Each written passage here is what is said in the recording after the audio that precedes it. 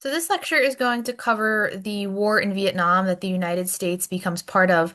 And this is a continuation, really, of the Cold War and social change in the United States because the Vietnam War is definitely a product of the Cold War. It is a Cold War war. And I say that because, well, the Cold War never really turned hot in the sense that even though the real enemies of it were the United States and the Soviet Union, those two powers never outright fought each other. There was never a battle between the two or nuclear weapons fired off on each other's countries. They managed to kind of restrain themselves in that sense. But they fight a number of what's known as proxy wars, or wars where both powers are involved in some way and they're trying to fund their allies in hopes that to help their ally win, even though they're not directly fighting each other. The war in Korea is very similar that we talked about from the 50s as an early Cold War war, where the United States was trying very hard to prop up the non-communist side, and the Soviet Union was funding and helping China to prop up the communist side. So it's the same thing in Vietnam, where the United States is going to be desperate to make sure that part of Vietnam doesn't become communist, because that would be considered a loss in the Cold War, is to have a country fall to communism or become communist. And it's part two of that idea that we discussed last time with John F. Kennedy and some of his ideas, where he really saw it as you have to win the Cold War, you have to have more allies than your enemy. And the idea with Vietnam that we'll talk about is the United States sees it that way here too, where they want to keep an alliance in southern Vietnam to make sure that they have more allies than the Soviet Union. They don't want to lose a single non-communist country to communism, because that you just can't have that. And so that idea is continuing here, and that's is what gets the United States involved in the conflict in Vietnam. So starting out with a little bit of history of Vietnam, what's going on with this nation. The backstory of Vietnam is that it had been occupied by Japan from 1940 to 1945 during World War II, and prior to that, it had been a French colony. So it was seen as prime for the Japanese to occupy, because they were looking to kind of go against the allied nations like France, and because they were just expanding their power in that region of Southeast Asia. So Japan ends up occupying the French colony of Vietnam from 1940 to 1945, and when the war is over, when World War II is over and Japan has lost, they have to give it back to France. And France is determined to keep it. They do not want to lose Vietnam after World War II. They want to preserve their empire in Asia, because France is really in a bad place. After World War II, they'd been occupied by the Germans. They were really trying to rebuild themselves on a global scale, and the French were hoping that if they kept their Asian empire, it would help with their prestige in the world. You know, they'd have some respect again for having had a colony, but they were also hoping to get a lot of resources from having Vietnam, because didn't have a lot at home anymore after being destroyed and expending so many resources fighting World War II. So when this is the case, the French really want to hang on to Vietnam as tight as possible, even though the Vietnamese, after World War II, are eager for their own independence from France. You know, they've been a colony of France, occupied by the Japanese. Now they're basically property of France again, and they would very much like their own independence. But the United States at this time supports France's efforts to hold on to Vietnam, because they're hoping that if they do that, that the French will prevent the people of Vietnam from becoming communist. So the U.S. supports the French trying to preserve their empire. They even send in people known as advisors, which are essentially troops, as early as the 1950s to kind of keep the peace, help try to keep the peace there. They give the French money and artillery to make sure that the Vietnamese people stay under the control of France. This poster actually generally translates to "This is an American soldier, he is your friend." So it's trying to kind of spread the idea that the Americans are there along with the French for the benefit of the Vietnamese people. However, there is a organization in Vietnam dedicated to trying to achieve Vietnamese independence, known as the Viet Minh, and they are led by a guy named Ho Chi Minh. So he probably sounds familiar because there is a current Ho Chi Minh City in Vietnam, so maybe that's a spoiler for what's about to happen. But the Viet Minh, this independence organization, ends up defeating the French at a battle known as Dien Bien Phu in 1954, which forces the French to retreat and leave Vietnam to its own devices. Um, it was the French just, even with help, the United States wasn't as concerned at the time in 1954. You know, they got Korea and a lot of other stuff on their mind, but even with a little bit of help from the US, not a ton of support, but even with a little help from the US, the French just couldn't hold on anymore. They really suffered during and after World War II, so they just couldn't. And the Viet Minh are able to expel the French in 1954, and Vietnam is now no longer under French control. So to try to figure out a peace term and what's going to happen to the nation of Vietnam now that now that the French are gone is that there is a deal hammered out at Geneva, Switzerland in 1954 known as the Geneva Accords that tries to decide on peace terms here. And there's representatives from all of the nations involved, including Vietnam, and they end up agreeing to basically because they can't figure out if they want to be all communist or all not communist. Vietnam essentially just says, well, let's split up. We're going to go half and half, and the Geneva Accords divides Vietnam into two parts. The North, which is the um, known as the Democratic Republic of Vietnam, and that is the communists. So the Geneva Accords divide what had been French Indochina into two parts. Also cuts off countries of Laos and Cambodia, but we're concerned with Vietnam here. Um, the Geneva Accords cuts Vietnam into two pieces, and it says, okay, the North is going to be communist, and Ho Chi Minh can have it, and the South is going to be called the state of Vietnam. It's going to be non-communist, and it's under the leadership of a non-communist guy named Ngo Dinh Diem. And the idea that the Geneva Accords put forward too is that they're going to wait a few years for things to calm down, and in 1956, everybody in Vietnam, North and South, is going to have an election, and they're going to decide in that election how they want to unify the country. Do they want to unify it um, under communism and be led by Ho Chi Minh, or do they want to unify it under Ngo Dinh Diem and be non-communist? So that's the plan. And Diem, this is spelling of his name down here.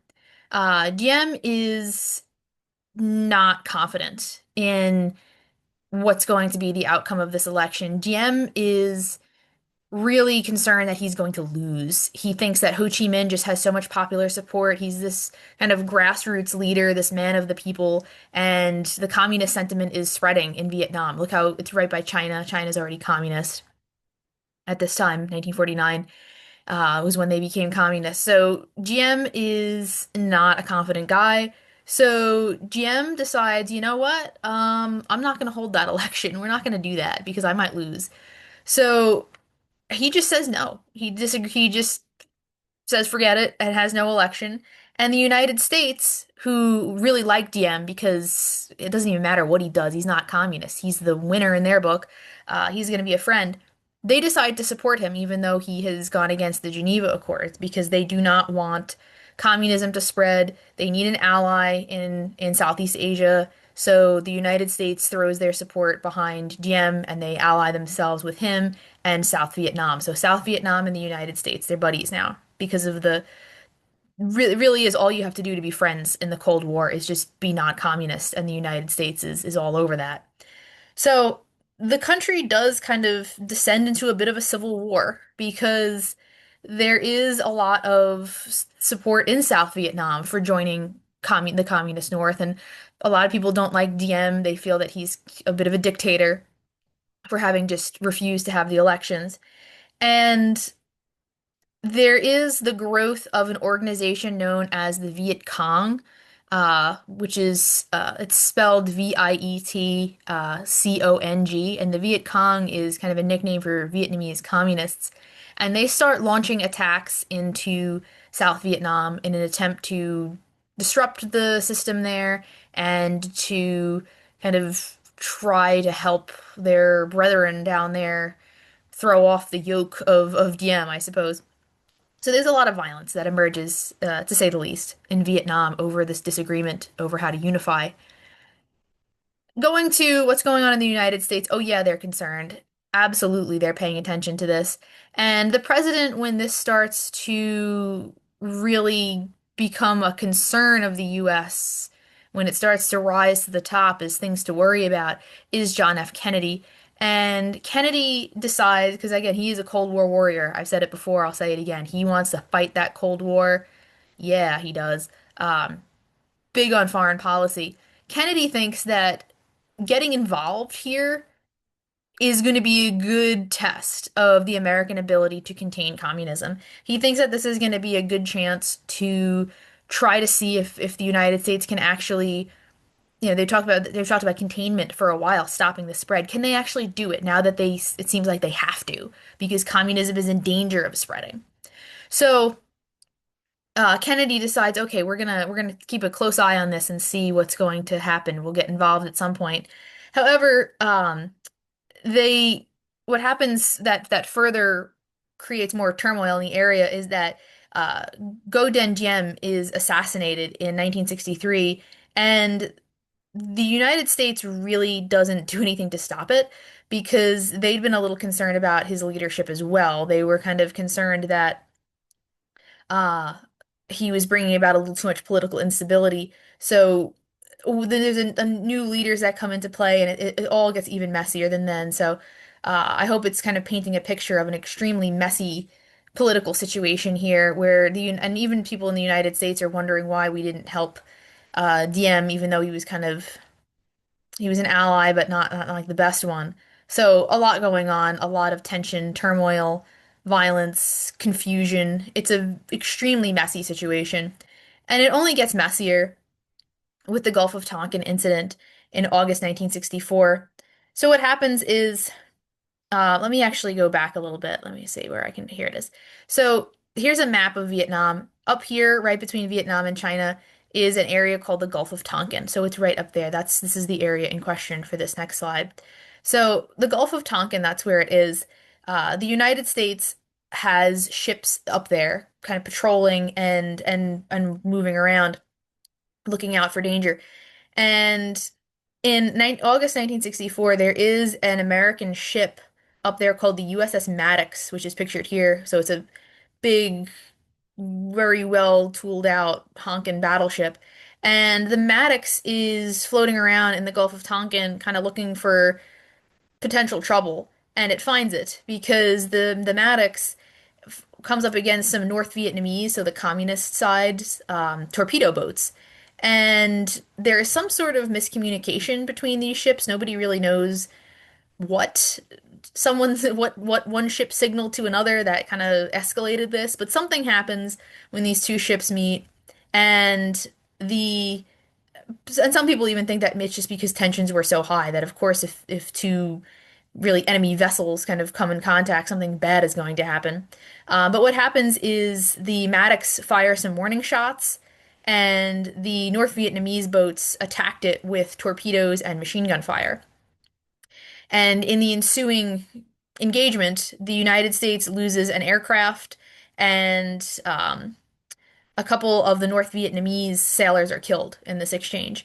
So there's a confrontation in the Gulf of Tonkin, and what this does, because it's shown as many Americans felt and many politicians felt that this was a sign that the North Vietnamese were pretty aggressive because they fired torpedoes after a warning shot was fired at them. Maybe they didn't understand the concept of a warning shot. No, this is a episode of miscommunication here. But what it does is it makes a lot more American leaders concerned that things are escalating. The conflict, the tension is escalating. The North Vietnamese, the communists are very aggressive. They're looking to spread, they're looking to cause mischief. Something needs to be done. And the leader now, by 1964, is Lyndon Johnson, who has taken over the office of president because of John F. Kennedy's assassination. And Johnson is determined to not let dead President Kennedy down. He is determined to be just as much of a Cold War warrior, even though his concern is a bit more domestic. Johnson is determined to not lose this conflict. He wants to make sure he's the president that is not known for losing a war. And so he increases the American military presence there, which brings even more Americans now, more American troops into that region. So it's more escalation. We can see this is getting hotter here. It's escalating. The tension, the concern, and just simply how many Americans are now stationed in this region. So the next stage of escalation, what's dragging the United States into this conflict in Asia here? The next step that is really going to concern Americans is going to be an attack on an American camp called Camp Holloway.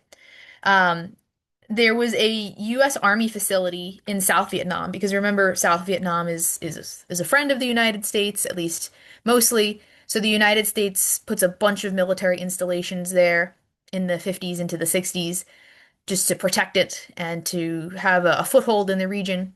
And one of those American military facilities, Camp Holloway, is attacked by members of the Viet Cong being the communist North Vietnamese. So they attack Camp Holloway, and about I think 7 Americans are killed, about over 100 are wounded, and they destroy 20 aircraft. So that's a real punch in the face for the U.S. because they were attacked on their own territory in an allied nation, and there's loss of life. So a lot of Americans feel that that can't be left unaddressed. You know, you have to retaliate somehow. And the retaliation is Operation Flaming Dart. Operation Flaming Dart is a code name that is given to a military operation of uh, a campaign of airstrikes against North Vietnamese Viet Cong targets.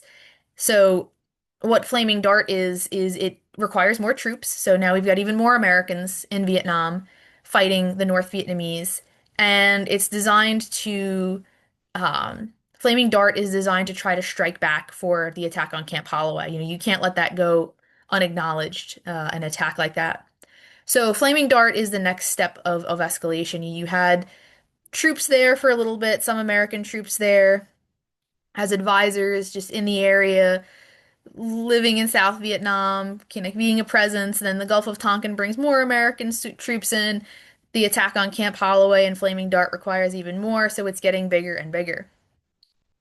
But Flaming Dart doesn't really solve the problem. There's still North Vietnamese attacks. The Viet Cong are still attacking the South Vietnam. They're still going after American soldiers there. So the United States decides to up its game and expands Operation Flaming Dart into a bigger campaign known as Operation Rolling Thunder.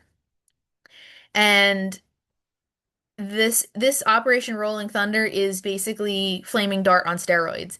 It's more of a bombing campaign. It's just a bigger bombing campaign against North Vietnamese targets, and it lasts for a really long time. It's several years. It's basically just a very concerted effort to bomb as much of North Vietnam as absolutely possible. The reason they're doing this is because the United States is hoping to continue to destroy North Vietnamese targets like military installations, roads, infrastructure, housing, factories, anything they can. But also, they're hoping to boost the morale of the South Vietnamese and show that, look, we're really, really on your side. We are militarily armed to the teeth. We're willing to defend our ally. We're going to drop millions and millions of bombs on you as much as possible, um, and prevent North Vietnam from taking over South Vietnam, prevent the spread of communism. This is still the biggest concern, the biggest goal and motivation the United States has here, and this is how they're going about it. Operation Rolling Thunder requires a lot of troops, too, because you've got a lot of Air Force members here. And by this time, by 1968, there's about 500,000 Americans in Vietnam, military members. Uh, it had grown quite substantially because in 1965, during the beginning of the escalation, there was only 125,000 Americans there. Now there's 500,000, so there's over 500,000 Americans in Vietnam. And Operation Rolling Thunder is really substantial because I think the number is like 860,000 tons of bombs dropped on North Vietnam by American troops. all with the goal of trying to discourage them to stop the spread of communism and make it harder for North Vietnam to try to control the South. That's like triple or something, there's some crazy number about how much more bombage that is than World War II, which was no stranger to dropping lots of bombs. But that's not the only strategy that the United States has trying to win the war here and stop the spread of communism.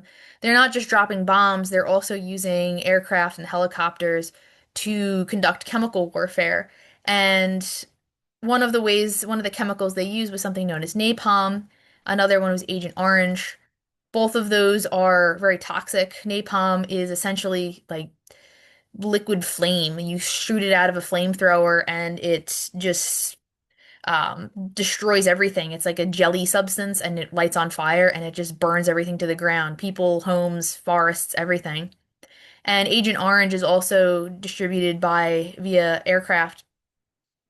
It is a defoliant or an herbicide, and it's designed to destroy and kill forest cover and food, and it's toxic in water. It's very toxic. It's also carcinogenic. It causes cancer and birth defects as well.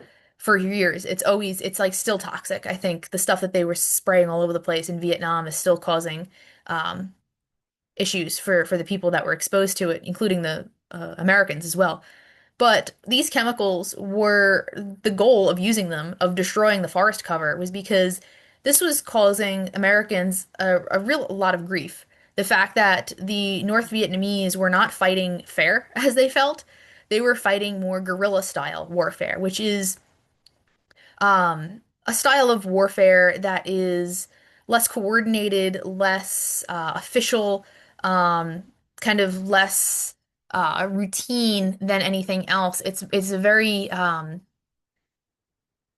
of like you hide in the woods and you have like one person hiding up in a tree that takes sniper shots at passing troops. It's not very it's a good strategy because it works if you have jungle cover and you can hide. But it's less formalized than military engagement. American troops are used to World War II style fighting. They're used to you're in on like a battlefield and you can actually see your enemy, or you're in the air fighting with airplanes and you can see the enemy doing that. They're not used to enemies they really can't see. And the North Vietnamese use the heavy jungle cover to their advantage. They hide snipers up in trees. They have a lot of kind of um, rudimentary styles of warfare that really just wreak havoc for Americans. They dig big pits and then cover them with foliage, and then American soldiers fall in, and it's full of spikes down there, and it kills them. And there's all sorts of just like really sneaky little ways that the North Vietnamese are setting up booby traps and luring Americans into deeper jungle to kind of pick them off one by one. And it's very psychologically devastating for the American troops to kind of face this informal but very effective warfare style. So to prevent that, instead of just worrying about snipers and trees, the solution is just eliminate the entire forest. And then you won't have to worry about snipers hiding in trees. So chemical warfare is pretty effective at doing that. And the other thing, so kind of talking about how the war is going and what's happening, by 1968, there's over 500,000 American troops in Vietnam. And the thing with it being the 60s is that, like we talked about with the 50s and consumer culture, people are all seeing this. This is not happening secretly. This is not happening unbeknownst to the American people. It is definitely something that is happening where people are seeing a lot of what's going on at home because there's a lot of reporters and a lot of TV news crews that are trying to cover this. There's a lot of people that are like put out as part of a detachment. So you'll have like a reporter running around with the troops covering footage and sending it back to Americans. So a lot of them are watching this at home. It's not like World War II newsreel footage where you went to the movies and you maybe saw a couple clips of a dogfight up in the sky with some airplanes shooting at each other, or you got propaganda films. This feels a lot more raw, a lot more real, and Americans are seeing this in the comfort of their own living rooms. They're watching these news reports that constantly roll in that become quite obsessed with body count. because there didn't seem to be that much progress being made for the Americans there. They're not capturing tons of territory. They're not, despite all the bombs, they just don't seem to be discouraging North Vietnam at all. So Americans are getting quite disillusioned with how this conflict is going, with a lot of them starting to wonder, okay, why are we even here? It's not really our, if they want to just reunite under communism, so what? It's one little Asian country, who cares? So some Americans are very dismissive of it, but a lot of Americans see it as another part of that domino effect, where if you let Vietnam become communist, communism will spread unchecked and everything will fall apart. But Americans watching this at home are getting this fed a steady diet of stories about how we're winning because we're killing more of them than they're killing of us. And there was a constant just drone of these reports about, oh, well, 12 of our soldiers were killed, but we killed 42 of them. And it starts to become very depressing to watch it and to wonder, how much longer is this going to go on? Um, so Americans are getting a little tired of it as the years roll on with Vietnam, that they've been there for a few years and it's still happening and they're watching it on TV. And I'll have you watch a couple clips of this, of some of the things that Americans were seeing on TV. But Americans are also on TV. They're not just seeing this stuff and starting to come to their own conclusions about it. They're also being fed a very steady diet of, we're killing more of them than they are of us, and we're wearing them out day by day. I know it doesn't look good now, but they can't hold out much longer, the Vietnamese. We're about to crush them. So in 1968, something called the Tet Offensive comes in and just absolutely erases any progress that Americans thought that they were making. A lot of Americans, even American troops in Vietnam, kind of thought that after all this time, they finally had the North Vietnamese on the run. They finally had the upper hand, that they couldn't hold out much longer against the might of the American military. But all that's just erased by a very large-scale surprise attacks that the Viet Cong, the North Vietnamese, launch against the Americans and in South Vietnam. And they're very successful. The North Vietnamese launch a lot of attacks, they kill a lot of people. The Americans are able to push them back again, but at the cost of a lot of lives and at the cost of their own certainty that the war was coming to an end. I mean, a very well organized, large scale surprise attack campaign by your enemy does not encourage the idea that they're about to give up. It shows that they're still motivated, they're still determined. They still have the material and the resources to do something like this. And Tet really just absolutely crushes a lot of people's morale in this conflict. The Americans are looking at this and thinking, how much longer now? If it was supposed to be ending and now the enemy just launched their biggest, best attack ever, this is getting ridiculous. The military actually asked for more soldiers after this. Um, and because they're thinking, okay, well, our enemy just launched a big attack, but maybe that was their last gasp. Let's go after them again. But President Johnson says no, because he just doesn't have the public support. A lot of Americans at home in the United States and a lot of American troops serving are just done with this conflict. They want to cut their losses and go home, or just have their loved ones brought home, because they see it as and we'll talk a little bit about some of that sentiment as well. But a lot of troops are quite demoralized by it. Vietnam is known for being one of like the most depressing conflicts to ever have served in. Um, it really it has like this, unlike World War II or Korea, it has this like sense of real sadness and defeat kind of baked into the time of service. Depending on who you talk to, I mean, some people don't agree with that, but there seems to be more of a like lack of enthusiasm and a sense of real just absolute demoralization with being a soldier in Vietnam. Like it was there was plenty of reasons for it, obviously, because you're fighting at a certain point a losing battle. But it was just very vastly different than World War II, where World War II has this kind of noble sense to it. You fought in World War II, that was, you know, um, kind of a nobility. But serving in Vietnam is absolutely very, very different and in many ways. Part of the reason why there was so much dissatisfaction with it as well is because they were just grinding troops into dust. American soldiers faced if you were, our average combat soldier in Vietnam, you faced a lot more combat days per year than you would have serving in World War II. The average amount of combat days, like actual fighting, shooting, hand to hand, up in the air, whatever it is you were doing, days involved in actual combat. World War II, the number was an average of 40 days a year where you weren't just marching, drilling, or kind of going about your average soldierly duties. You were actually considered in combat, seeing an enemy fire 40 days of the year. In Vietnam, the average number of combat days was 240. Almost every day of the year, you are faced with that does something to you, being put in a life or death situation that often. Um, and this leads to, of course, about a lot of low morale.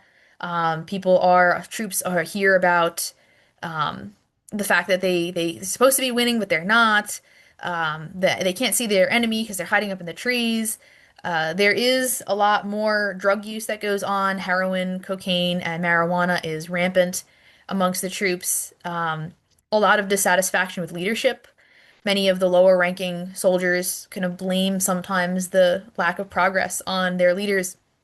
So there's not really an epidemic, but a lot more than you ever saw in the past of something known as fragging, where the grunts, kind of the foot soldiers, would get a grenade and they would throw it into their officer's tent and try to kill him, and then nobody would admit to it. So basically, these people would just get killed, and everybody would agree to keep mum because they were hoping to get a different leader, and maybe they'd have a little bit better luck after you get rid of him. Um, Also known for its a different like weird attempts to try to increase morale that sometimes worked, sometimes didn't. Doodling on your helmet is against regulations in most militaries, but they let the troops get away with it in Vietnam because they're like, you know what? We can't tell these guys no to everything. They're facing 240 combat days a year. You can let them doodle on these helmets if they want. So there is a phenomenon of helmet art that crops out of this, and a lot of them are full of just like very demoralized phrases on their helmets all over. Something that you definitely saw more during Vietnam than anything else. And a lot of soldiers in Vietnam are quite unhappy at the fact that a lot of people were drafted into service, which is compulsory military service. But during the 60s, there were a lot more exemptions. So there were a lot more ways that people could kind of get out of compulsory military service. One of them was being college educated. Like if you are going to college, you can get your draft deferred so that you could finish school. But the fact was that during this time, if you're in college, that means you're probably better off. Like you're a little wealthier. So a lot of people serving in Vietnam that weren't going to college felt like, okay, if I was in college, I could have put this off or got out of it. And it was rich middle class people that were not involved in this. It was the poorer Americans that ended up stuck in this conflict. So it breeds a lot of animosity there as well. And another thing that just really demoralizes the troops in Vietnam, not just the long combat days against enemies you can't see in the trees, is the fact that they don't have a lot of support at home. It's a very unpopular war in the United States. Average Americans are losing support rapidly for the continued engagement. Some of the arguments that they made against the continuation of the war, and of course, troops hear about this. I mean, if you're over fighting in Vietnam and you hear this constant report about how nobody at home supports you and they think that you shouldn't be there and that the war is pointless, that does something to you too. That doesn't really give you a lot of desire to fight the good fight there. Probably one of the biggest arguments made by a lot of Americans, especially political arguments, was that the United States simply had no business being in Vietnam at all, that was not very democratic to kind of interfere with a country. If they wanted to have an election and become communist, so what? That's democracy. Just let it happen. If Ho Chi Minh is the popular leader, let him be elected, even if he's communist. It seemed as very undemocratic. A lot of other arguments were that, okay, even if you don't feel that way, it seemed like there were too many lives being lost. Um, Thousands and thousands of Americans are being killed.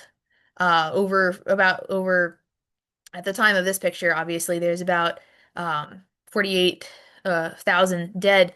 Um, the four American students they're referring to is the shooting that happened at Kent State University in 1970.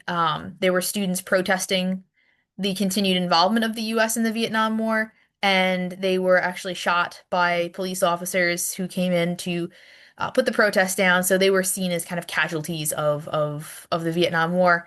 And a lot of Americans felt that it was not worth continuing the war over this, over just how many Americans were losing their lives over something that seemed negligible regarding the outcome.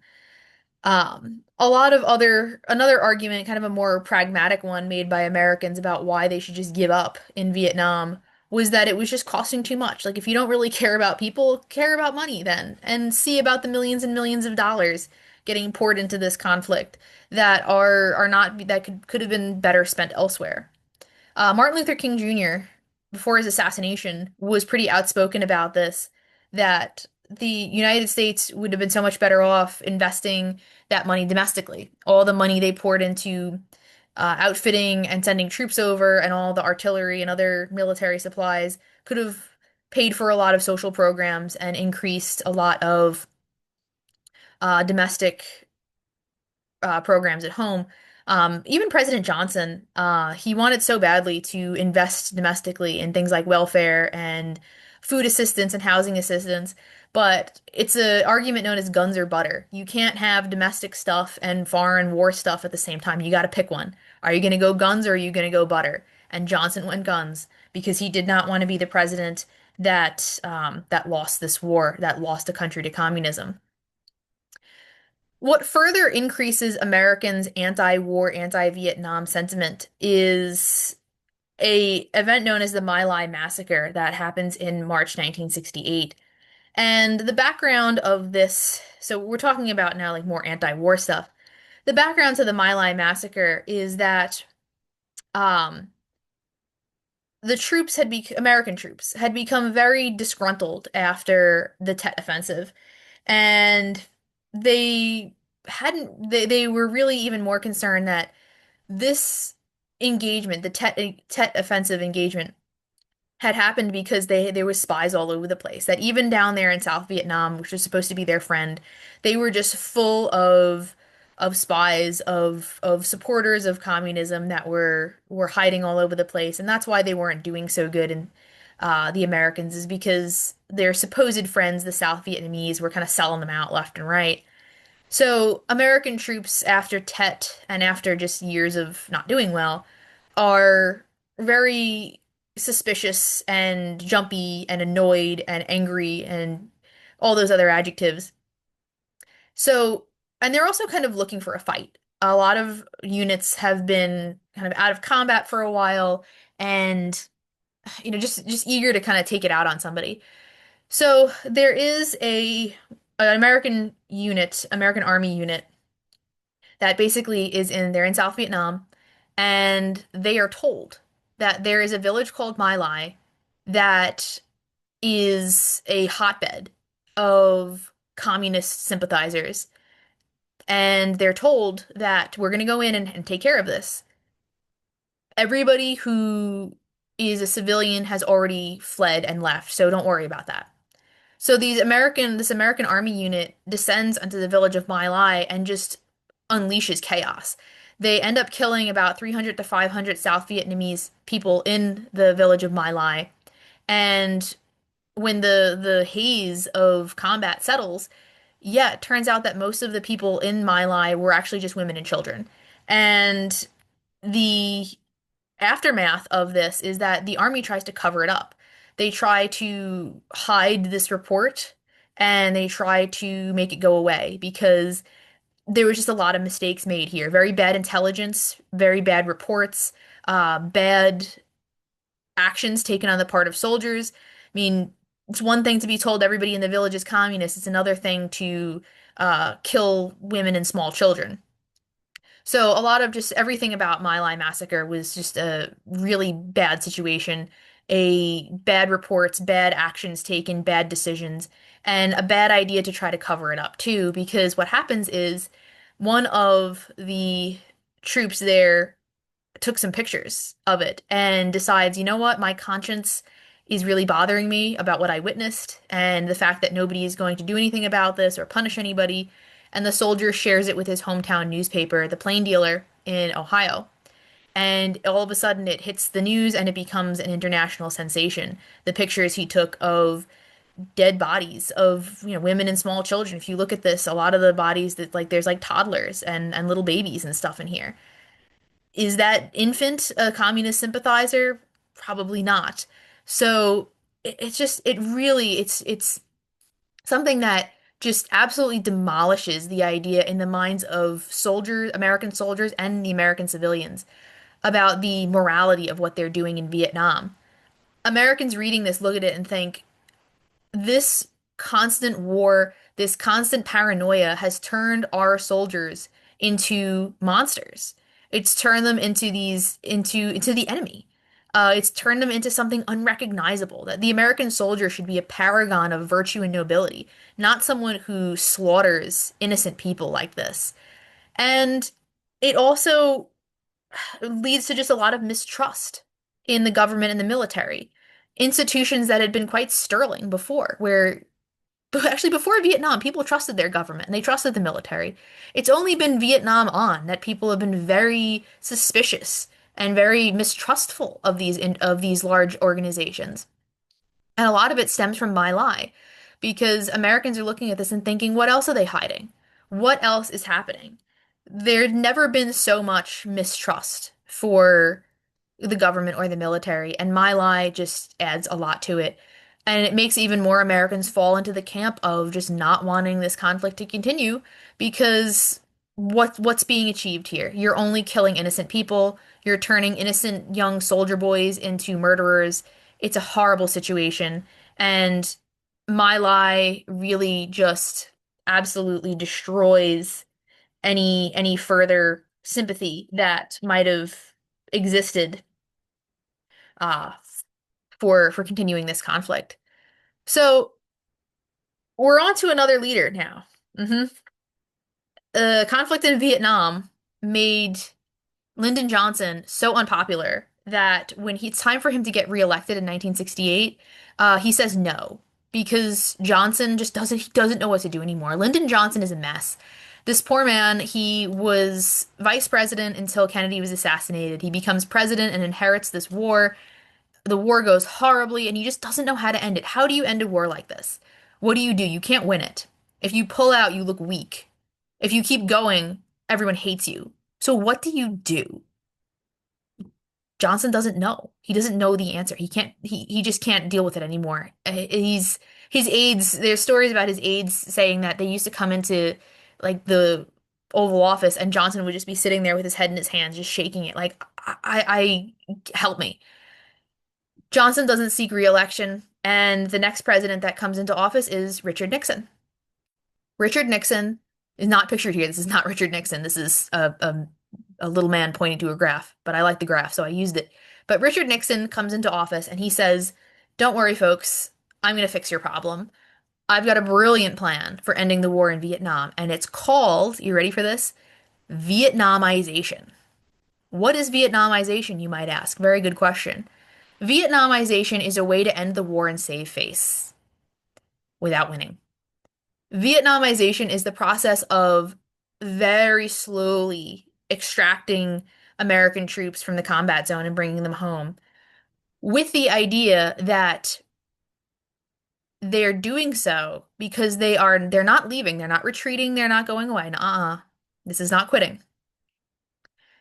They are Vietnamizing the conflict. They're not stopping the conflict, they're not ending it. They're Vietnamizing it. What does that mean even further? It means that they are turning over the fighting of the war to the South Vietnamese because the story Nixon gives is that our American troops have trained the South Vietnamese well enough by now to stand up for themselves, use the tactics and supplies we've given them to successfully fight on their own against communism. American troops are no longer needed. We're Vietnamizing the war now. We've been so successful that we're able to leave them on their own. We've trained them. This is fantastic.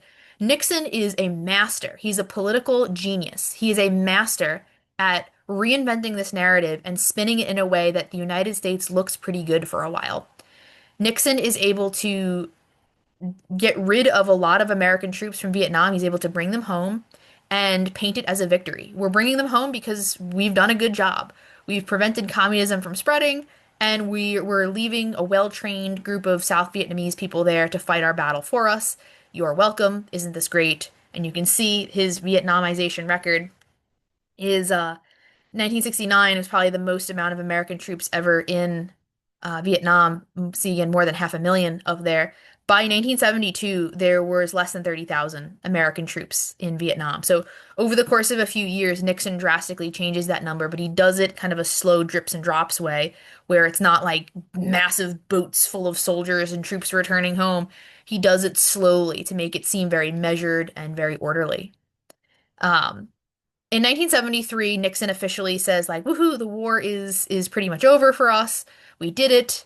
He has the Paris Peace Accords. He has North and South Vietnam and the U.S. meet in Paris, and the United States agrees that they are going to remove all of their troops from Vietnam, and North and South Vietnam are going to agree on a ceasefire and designate a border between the nations being the border between North and South Vietnam. So Nixon, there he is. He's pictured down there. Richard Milhous Nixon. Um, awesome name. He kind of pats himself on the back for this because he feels like, the United States is time to kind of back out. The Soviets had been funding a lot of North Vietnam's efforts, the United States, the South, but they feel like it's time for them to kind of to get out. Especially because the United States had been doing the lion's share of it. The Soviet Union isn't massively, massively involved in this conflict. The United States just has a bad time in Vietnam, kind of on their own, just fighting against the Vietnamese due to the lack of support from home and just the tenacity, really, of the Vietnamese. Um, really good at using the terrain to their advantage.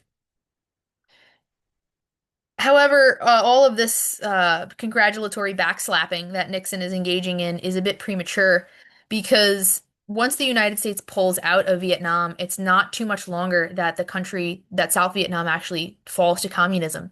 Their worst nightmare come true. In 1975, the North Vietnamese, the communist side, invades the South and they capitulate. They're not strong enough. They don't have enough support, enough materials, enough resources, enough strength to keep away the communist North, and they fall.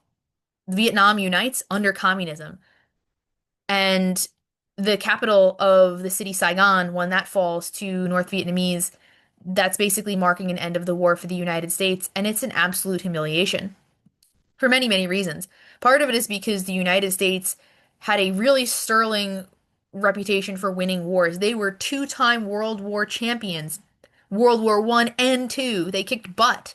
Now their butt got kicked, and it's such a like psychic blow to the supreme like patriotic pride the United States has that it's incredibly sad.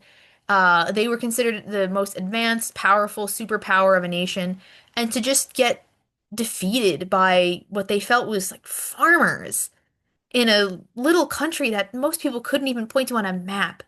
What a real dev it was a real devastation for the US. And also just the way that Saigon and South Vietnam falls. The United States wasn't really there in a capacity to help their South Vietnamese allies. So this actually is one of the famous pictures of the fall of Saigon. This is South Vietnamese civilians rushing the United States embassy in South Vietnam, climbing the walls and begging and hoping that they will be saved by the US and kind of taken as refugees because they know that anybody who worked with the US, anybody who sympathized with them, anybody who didn't support the communist North was going to get destroyed when the communists took over, and a lot of them were. Many people were killed when the Vietnam was united under communism. Anybody who had worked for the U.S., anybody who had fought against Ho Chi Minh, you disappeared. And a lot of these people knew it. You could see the desperation on some of their faces. They are hoping and praying the United States can save them. Um, You'd see there's a couple of pictures around the internet with you'll see like helicopters, American helicopters, just swarmed with people begging for rescue to be taken to the United States as refugees because they know that they're doomed if they stay in Vietnam now that it's a fully communist country. But Vietnam is really a modern day tragedy in all sorts of ways. It destroys the United States' confidence, its support in its own government and institutions. It destroys the nation of Vietnam, just infrastructurally as well. They've been bombed to perdition. Um, the chemical warfare agents really have a lasting long shadow on them. But as being a US history class, we're looking for the effects on the US. And probably one of the biggest tragedies for the US is that they lost tens of thousands of lives in this. American lives are lost, and they achieve absolutely nothing. In fact, they lose and the opposite of what they wanted to happens. There is a new communist country in town. They have lost an ally and gained an enemy in Vietnam because Vietnam is now communist and has absolutely no tender feelings for the US. It's going to be this dissatisfaction, this disillusionment, alienation, unhappiness, demoralization that's really going to fuel a sense of counterculture through the late 50s and through the 1960s. And we're going to talk about some of the social effects of this as we talk about counterculture and why so many Americans, especially young ones, are really going to be looking for an alternate way of living and a way to just do things different and rebel against their parents' generation. Because in the minds of many young people, it's their parents' generation that got them into this conflict, and it's their parents' political beliefs that are continuing to harm the United States.